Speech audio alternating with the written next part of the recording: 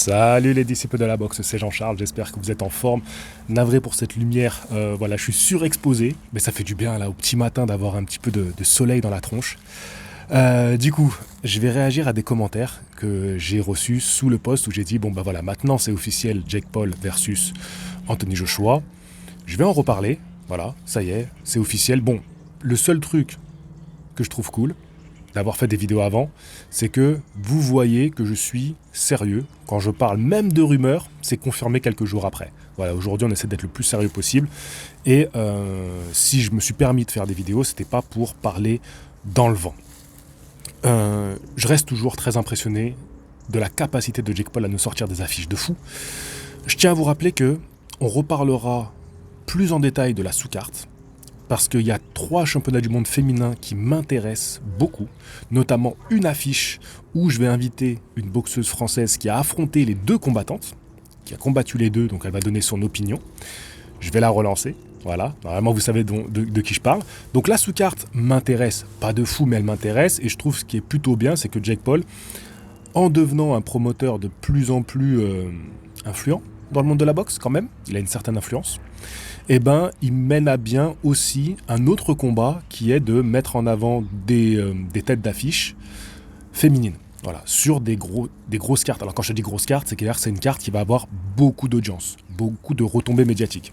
Est-ce que c'est forcément leur faire la meilleure publicité? Je sais pas, mais en tout cas, elles boxent, elles défendent leur ceinture et elles sont bien payées, donc tant mieux quelque part. En parlant d'influence, il y a 5 ans, j'ai sorti une vidéo, le boxeur le plus influent du monde, et c'était une vidéo dédiée à Anthony Joshua. Quand tu prends aujourd'hui un peu de recul sur cette analyse, où je disais que Joshua était un boxeur qui avait été marketé pour cartonner dans le monde de la boxe, Joshua, vous savez que je ne suis pas fan du boxeur. Si vous me suivez depuis longtemps, vous savez que je ne suis pas un fan. Mais j'ai toujours reconnu que j'aimais bien regarder ses combats et je trouvais qu'il avait une certaine élégance dans sa boxe. Tu vois, c'est pas celui qui me fait le plus vibrer. Voilà.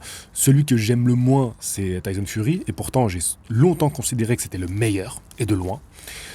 Mon cœur allait pour Deontay Wilder, mais techniquement c'était catastrophique. Voilà. Donc bref, tout ça pour vous dire que c'est pas parce qu'on choisit un boxeur de le supporter, de l'aimer, que ça veut dire qu'on trouve que c'est le meilleur dans tous les points, loin de là. Mais Joshua avait ce truc de boxeur marketable, de par sa tronche, hein, voilà, ce côté beau gosse, cette plastique, voilà, ce physique, il aurait très bien pu être acteur, Anthony Joshua. Il avait une boxe qui lui a permis aussi de grimper, hein, voilà, il est champion olympique, devenu champion du monde, il a réunifié les ceintures, il a une force de frappe qui est exceptionnelle quand même, il faut le reconnaître. C'est un très bon finisher, Anthony Joshua, une fois qu'il t'a touché, c'est rare qu'il laisse échapper le mec touché. Bon, malheureusement, son dernier combat contre Daniel Dubois, c'est un peu ce qui s'est passé, il touche et derrière il se fait connecter, mais dans l'ensemble de sa carrière, revoyez un petit peu juste ses highlights, vous voyez que quand il touche, derrière, c'est chirurgical, enfin chirurgical non, ça reste de la boxe poids lourd, mais c'est efficace, c'est très efficace derrière. Alors quand tu regardes un Deontay Wilder, qui te touche, qui te connecte, et derrière qui fait, c'est hyper brouillon, tu vois. Alors qu'Anthony Joshua, c'est un bon finisher. Bon bref, là je vous parle d'Anthony Joshua, c'est pas forcément ce qui vous intéresse le plus, mais voilà, c'est un boxeur en tout cas, qui a toujours eu ce côté influence, très influenceur. Et ça, c'était il y a 5 ans que je vous parlais de ça. Derrière ça, si on prend juste récemment, il fait un combat contre Ngannou, qui est un blockbuster, voilà. Et vous savez ce que ça représentait. Et là, il affronte Jake Paul. C'est totalement cohérent avec le discours que j'ai tenu il y a 5 ans sur Joshua. Donc, quand je fais une analyse d'un combattant, j'essaye d'avoir une analyse sur des faits. Et aujourd'hui, ben, ça confirme un petit peu cette analyse. Et si j'avais fait cette vidéo maintenant, j'aurais encore plus d'éléments pour dire que c'est le boxeur le plus influent du monde. Je vais prendre quelques commentaires qui ont été laissés sous le post que j'ai fait il y a quelques jours, parce que la semaine dernière, je me suis concentré à 100% sur l'événement qui avait lieu à Riyad, parce que je trouvais que c'était une soirée exceptionnelle qui méritait qu'on oublie un petit peu Jake Paul et Joshua. Je sais que les médias en ont beaucoup parlé, surtout qu'ils ont fait la conférence de presse au même moment que la pesée, je crois, ou que la conférence de presse aussi, enfin en tout cas pendant la semaine, donc du coup ça a fait beaucoup de bruit, ça a fait beaucoup réagir, et moi je me dis non, je mets ça de côté. Pour l'instant, je me concentre sur cette belle soirée boxe. Là, j'ai laissé passer encore quelques jours parce que avant-hier, j'avais envie de faire un live sur Devin Haney. Et maintenant, ben, je vais reprendre vos commentaires parce que même encore hier soir, franchement, je vous dis la vérité, j'avais un peu laissé tomber l'idée de faire une vidéo là. Je me suis dit, vas-y, c'est à quelques jours ils sont passés, vas-y, on s'en fout. Et en fait, il y a un commentaire hier que j'ai sélectionné. Il m'a redonné envie de m'exprimer avec vous. Donc, je vais prendre plusieurs commentaires, vous allez voir, ça va un peu dans tous les sens. Et vous allez comprendre du coup que les opinions sur ce combat-là sont assez tranchées. Et en fait, ça fait réagir.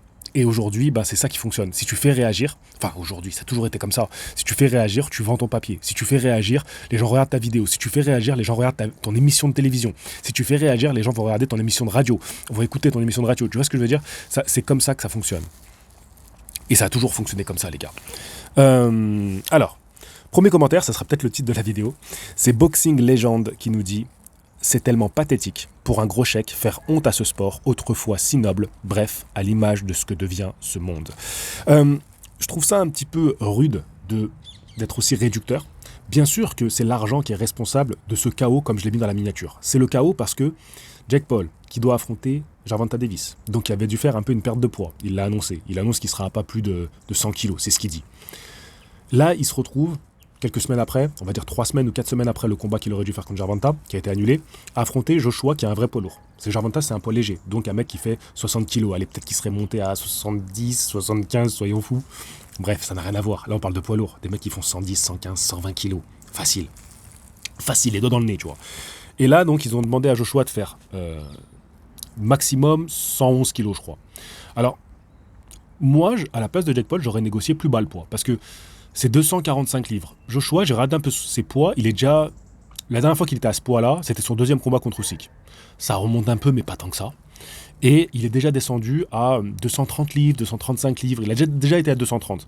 Donc, moi, j'aurais tenté de dire, je veux que tu sois à moins de 230. C'est d'aller chercher un poids pas impossible, parce qu'il l'a déjà fait, mais dur, tu vois, qu'il a fait en début de carrière. Maintenant, il est plus tout jeune, Joshua.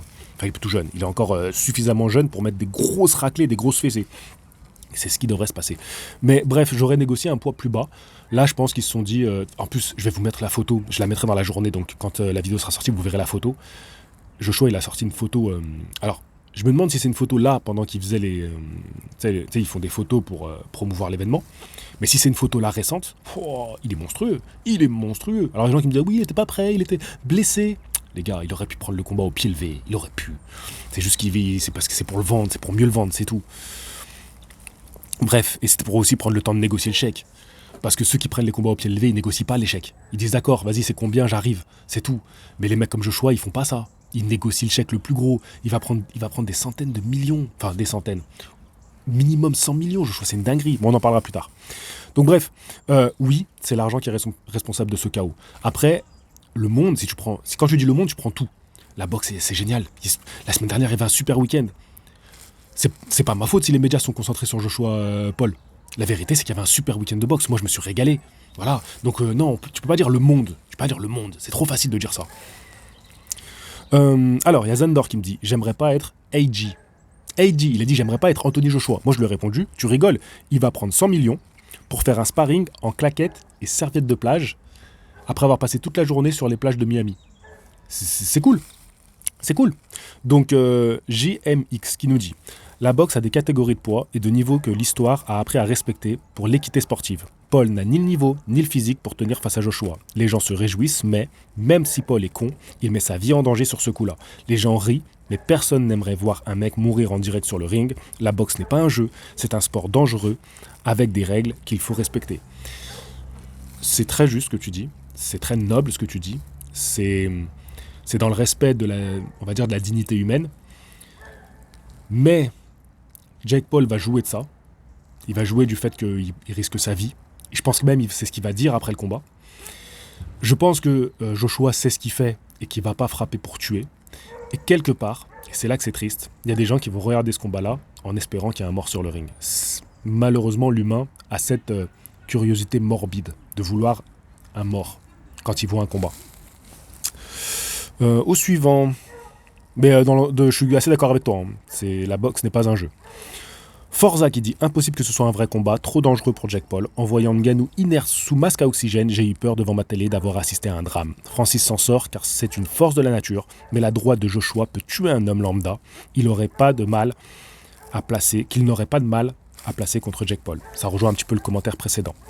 Si Joshua perd, il n'y a plus aucun doute sur que ces combats sont truqués. À 200%, pour l'instant, il y a bénéfice du doute, avec 99,9% de probabilité que ce soit fake. Je l'ai pris parce que quelque part, on veut aussi voir jusqu'où c'était truqué les combats de Jake Paul. Même si moi j'ai dit ce que j'en pensais à chaque combat, mais là on veut se dire, quand même, il va pas nous truquer ça. Il y a un peu de ça quand même qui fait qu'on regarde le combat, c'est vrai. Alors, SB qui nous dit, la boxe donne une légitimité à Jake Paul en lui opposant Joshua. Grave erreur. Quoi qu'il arrive, et normalement un chaos sévère, Jake Paul est le grand vainqueur. Fallait le laisser dans son coin, faire son show. C'est triste pour la boxe. Il a eu des réponses qui étaient intéressantes. Première réponse, c'est l'argent, ce que je vous disais, l'argent responsable de ce chaos. Et quelqu'un qui dit n'importe quoi. La boxe, alors c'est Jory qui dit n'importe quoi. La boxe, c'est du sport, du spectacle. Faut arrêter de se prendre au sérieux. Comme ça, c'est juste deux mecs qui se mettent des marmules dans la courge pour le plaisir des spectateurs. Ça se discute. En vrai, il y a un sérieux débat autour de ça. Mais ça se discute. Je regarde juste l'heure qu'il est, les gars. Bon, les gars, vous savez quoi, il y aura une deuxième partie à cette vidéo. Je voulais pas faire ça, mais je dois m'arrêter là. Il y a d'autres commentaires intéressants. Et je prendrai le temps d'y répondre. Là, on était resté axé sur le côté, c'est l'argent qui est responsable de ça. Donc ça fait une vraie thématique. Et j'aurai une autre thématique à dire, et c'est le commentaire que j'ai reçu hier, c'est est-ce que Anthony Joshua, finalement, il prend pas la porte de sortie pour laisser place, chez les poids lourds, aux jeunes quelque part. C'était un peu ça que la personne me disait dans le commentaire que j'ai lu hier, et je trouvais que ça méritait largement une vidéo. Ça sera le sujet d'une deuxième partie, d'accord? Donc commencez à y répondre si vous voulez en commentaire. Est-ce que c'est pas plus mal que Anthony Joshua aille vers ce genre de fight, ce genre d'événement, et qu'il laisse finalement les titres? Parce que Joshua, il pourra avoir une nouvelle chance à un titre là, demain, s'il voulait. Voilà. On répondra à ça dans une autre vidéo débat. Sur ce, je vous dis à la prochaine. Fighting!